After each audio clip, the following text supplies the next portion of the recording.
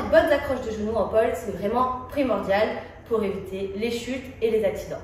On va vraiment parler surtout de l'accroche du genou pour le Gemini, donc pour la outside leg hang, parce que c'est vraiment la figure par laquelle on passe le plus pour aller ensuite dans d'autres figures plus compliquées. Donc c'est très important que ce Gemini soit parfait au niveau de l'accroche du genou.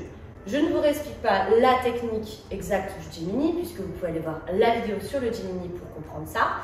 Là, je vous explique vraiment pourquoi l'accroche de genou est mauvaise et qu'est-ce qu'il faut modifier pour réussir à faire ce Gemini correctement. Votre Gemini, il part donc d'un V. C'est votre V qui va être donc la base de ce Gemini.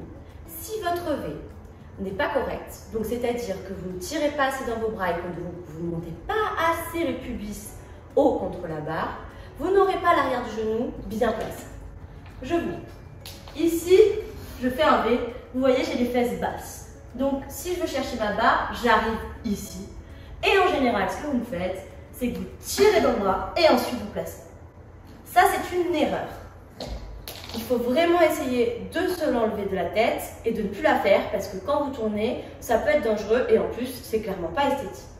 Donc, le but, ça va être donc d'avoir un vrai V, vraiment tiré. Vous voyez donc la différence entre les fesses basses ici, je tire dans mes bras pour remonter le pubis le plus haut possible, près de la barre. Et la cette jambe extérieure va venir contre la barre, tendue. Donc c'est vraiment l'arrière du genou qui vient directement se placer là où il doit être, là où on doit serrer. On n'est pas ici et ensuite on tire. C'est mon V est bon. Je mets l'arrière de mon genou contre la barre bien au-dessus de mes mains. Pareil, si je ne suis pas tractée, souvent donc j'arrive sur mes bras. C'est pas bon. Donc on tracte pour mettre le genou au-dessus. Ensuite, je serre, je serre, je serre, je serre. Je suis donc bien placée. Et ensuite, je place le reste de mon Gemini en position ici. Je ramène, hop, je descends. Donc, c'est vraiment ça le secret. Avoir dans son V le pubis le plus haut possible.